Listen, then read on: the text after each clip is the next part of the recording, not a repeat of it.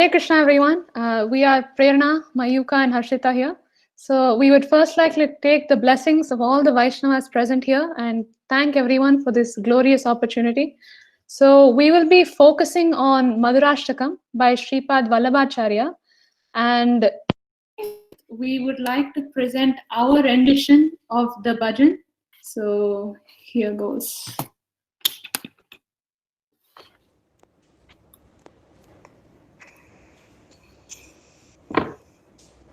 Adharam madhuram vadhanam madhuram nayanam madhuram hasitam madhuram hridayam madhuram gamalam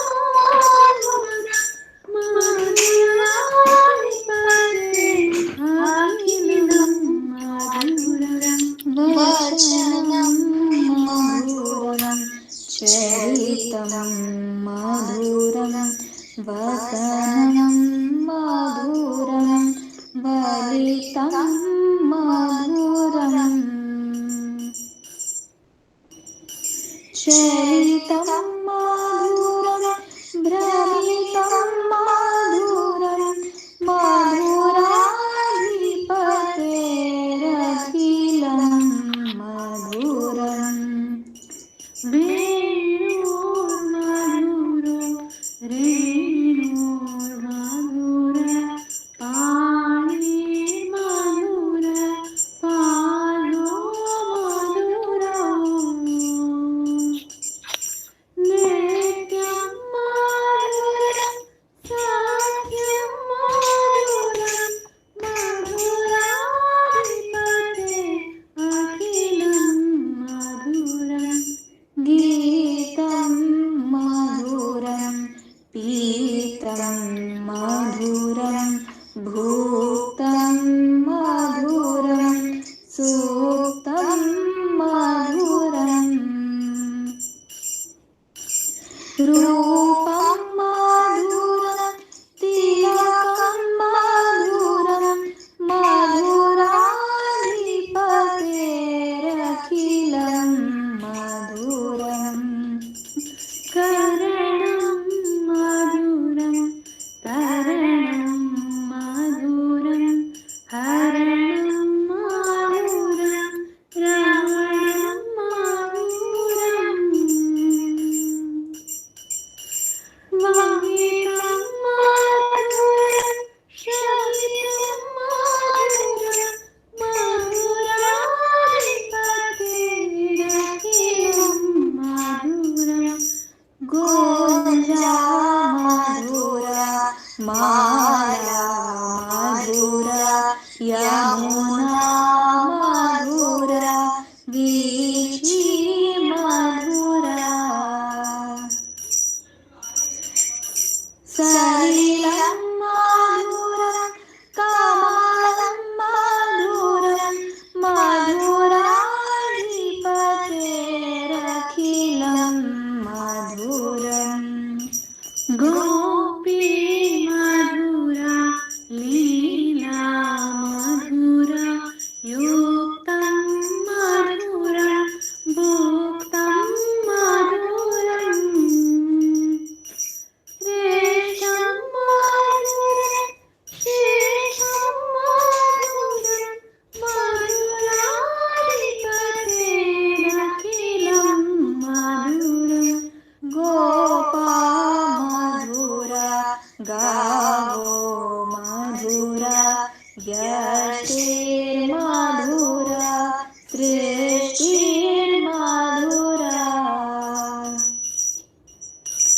दलितं मधुरं फलितं मधुरं मधुराधिपतेरखिलं मधुरम् अधरं मधुरं वदनं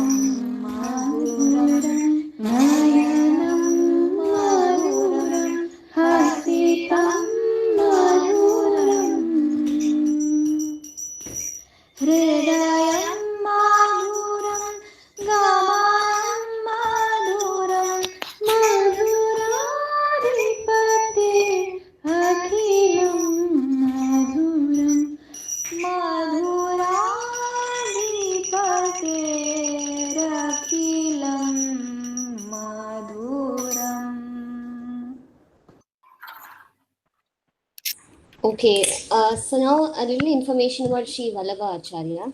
So he's an Indian Telugu philosopher who founded the Krishna centered Pushti sect of Vaishnavism in the Braj region of India. He wrote elaborate commentaries on Sanskrit scriptures, the Brahma Sutras, and Srimad Bhagavatam. Now, the summary of this bhajan. So, basically, this beautiful bhajan written by Sri Vallabha Acharya describes on how from Krishna's features to his calming music from his flute is so sweet that even the animals come to him and enjoy the wonderful moments. Even from the small actions of the Lord, for example, like stealing of butter, his gait, his stance, his humming, and playing sports, they are so mesmerizing to watch that one's eyes can't look away from the young boy of Vrindavan.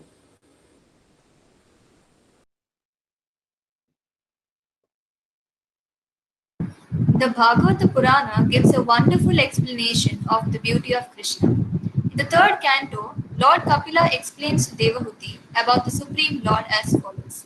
Prasannavadanam bhojam padmagarbharunekshanam Nilotpalatala-shyamam Shankha-chakra Gadadharam.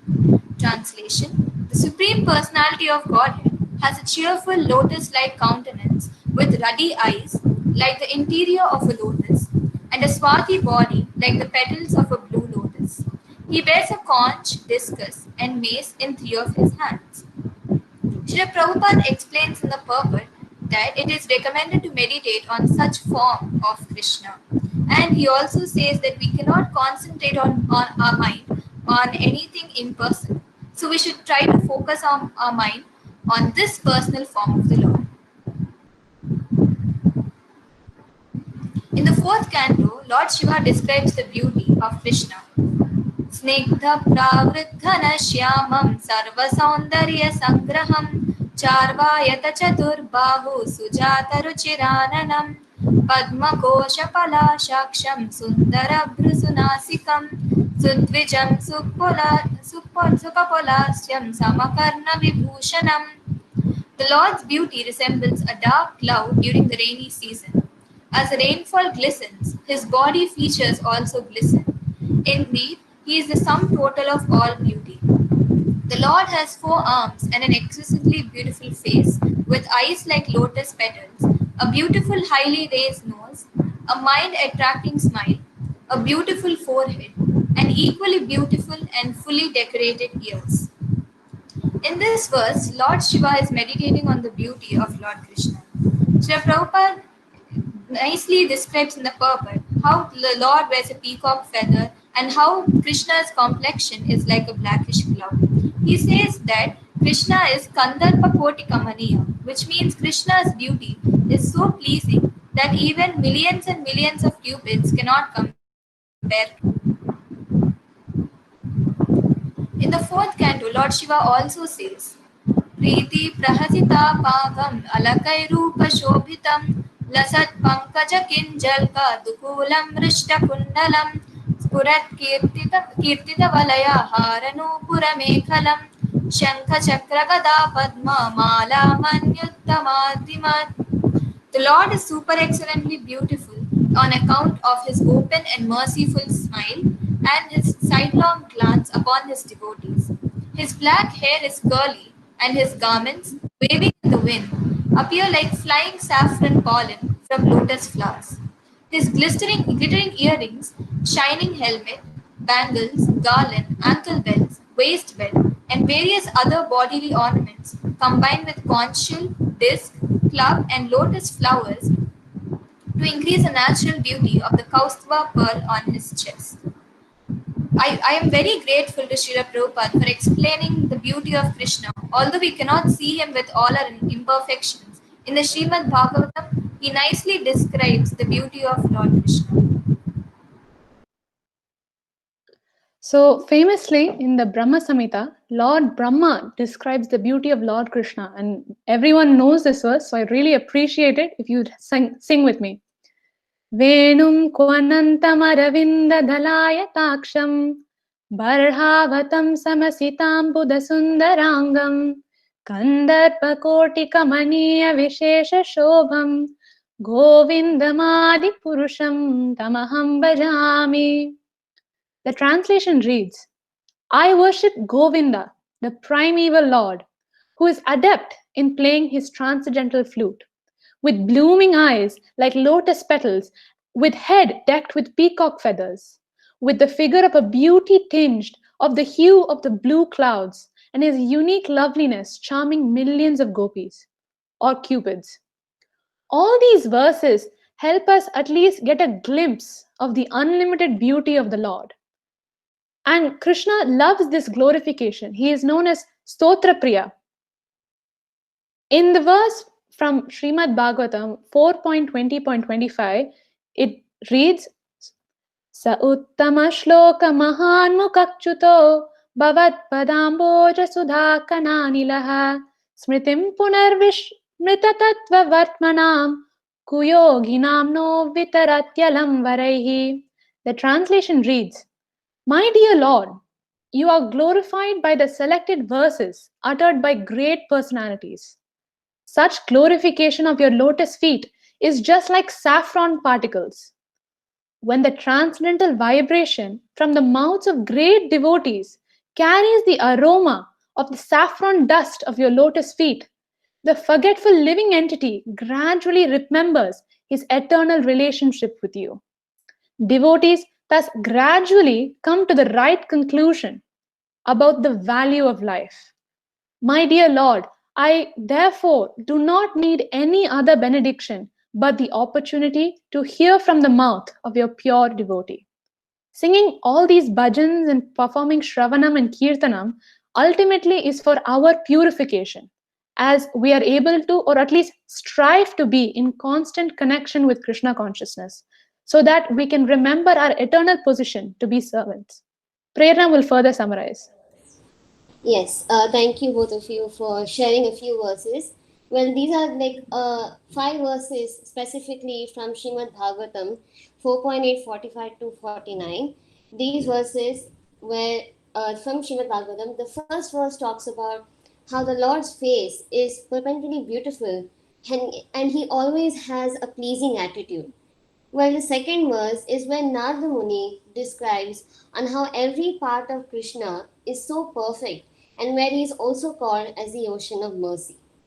Moving on to the third verse, the Lord is also named as having the mark of Srivatsa, where he wears a garland of flowers and he has 4 hands holding the conch shell, the wheel, the club, and the lotus flower. The fourth verse talks on how beautifully Vasudeva has been decorated with a lot of jewelries and being dressed in yellow silk garments. Last but not the least is that in the last verse, the Lord is very attractive and very pleasing to the eyes and the mind.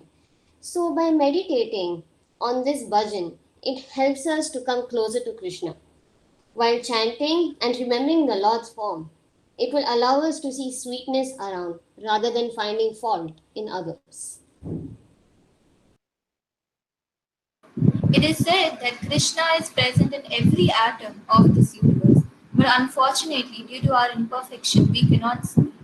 Thus, by describing his qualities, we can get a chance to glorify Krishna and please Krishna. Maharaj says in his lecture that glorification should always be for Krishna, and in glorifying him, we are naturally glorified. Otherwise, there is no value for us. And he also very nicely quotes Gopi Geet and says that the land of Vraja is more glorified because of the appearance of Krishna. Similarly, in our life, if we allow him to appear, then we are bound to be glorified. So, the last principle we wanted to cover is that we need to develop sweet qualities that can melt our heart like butter or honey, so that Madhusudana can come and taste that honey. Maharaj plays on the first stanza of this bhajan and shows what we are focusing on instead of Krishna. He describes Dolaram Maduram, Vaifam Maduram, Karam Maduram, Putram Maduram, Friendam Maduram, Maduradipate Dolaram Maduram. We are occupied in things that we are not going to accompany us after we depart this world. So we need to start developing sweet qualities. In another Grantraj, it was explained that Srila Sridhar Swami says that the name Madhusudana does not only mean he who defeated the demon Madhu, but it also means he who defeats honey or Madhu in sweetness. Hence, he defines the name as thus. False ego is as sweet as honey and resides in the heart of everyone, making us forget our own identity.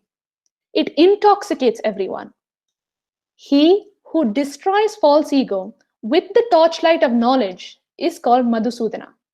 So, by extension, the word Madhu refers to both the bumblebee and Krishna. Just as bees tend to enjoy the honey of the flower or the lotus, Krishna enjoys the honey of his devotees' love. But for that to happen, we need to become sweet in our behavior, in devotional service, and also with every living entity we interact with. These three takeaways are just minute proportions to the countless teachings this song provides, but these have become very close to our heart as we discuss them through our 2 weeks.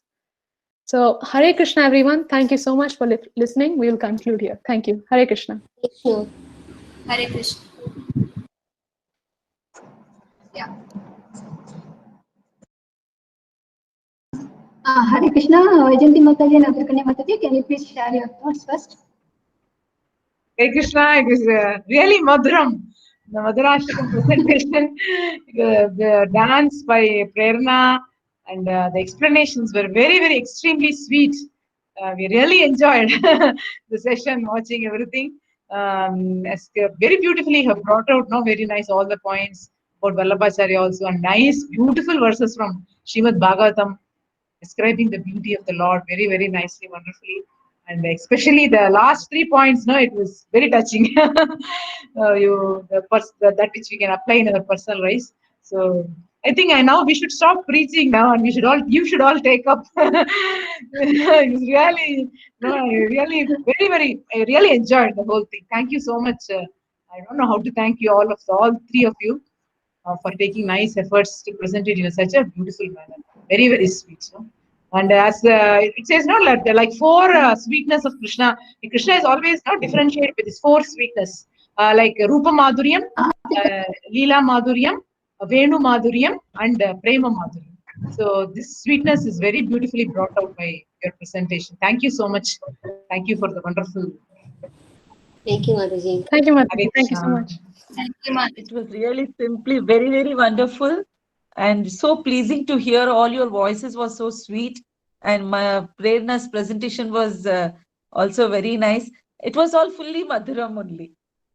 As the song song says, the whole presentation was Madhuram. And we must really ask you all to preach and start preaching. Prerna's voice was also, everybody's voice were so sweet, and it was so nice to hear the shloka pronunciation so nicely. Very nice. Thank you so much. Thank you, I'm so happy that you all were involved with Bhagavatam, got in touch with Bhagavatam so nicely. And God bless you. Thank you, Mataji. Thank you so much. Thank you, Mataji. Yeah, Hare Krishna, thank you so much. It was very nice presentation. I was wondering, what lessons you will tell from this bhajan, but it was very nice, very, very instructive, very nice. Very wonderful to see this nice presentation. Wonderful Mataji. Actually, I was, looking into that, and how you expected those beautiful messages. That is very important, and Maharaj would have been really, really one nice thing that is really worked in presentation also. Thing is that Maharaj said this very nice thing about 90% of the scriptures is about instructions, and 10% of the instructions verses are only talks about the transcendence, Krishna's transcendence. And people might think Maharaj would say that those 10% of the shlokas, they are only pure transcendence. You just have to enjoy that. So this Madhuram is like that, But in that also devotees find ways to extract meaning, like the honeybees extract the honey, like that. You have really extracted that. I was just reminded of this Vamshi Vibhushita Karan, that particular sloka. It has only Krishna's description.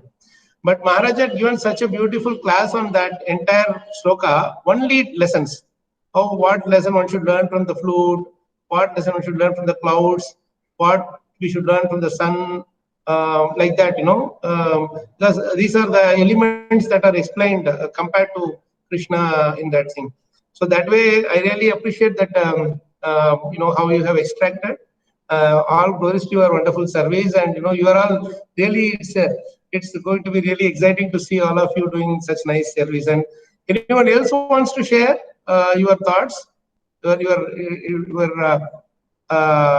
compliments? Yeah, I can see. I really fully agree with what Vaijayanti Mother is saying, that I wish Maharaj is personally here to see this. Actually, Maharaj is personally here. In fact, in our room, in our hall, actually, Maharaj is there. And almost 4 or 5 pictures is here, right here, and watching over you. Huge picture is there, and You must be everywhere. laughing. You must be laughing hearing Dolaram Maduram. Yeah, that was a really wonderful thing, added to the sweetness. Maharaj enjoys that, Yes, it was wonderful. Nice, yeah. In one class, when Maharaj was singing, the audience also repeated. They repeated without knowing that Maharaj is making fun. They were seriously singing that Dalaram Maduram, wife Maduram. That's what Maharaj is. As always, he adds that more sweetness to it.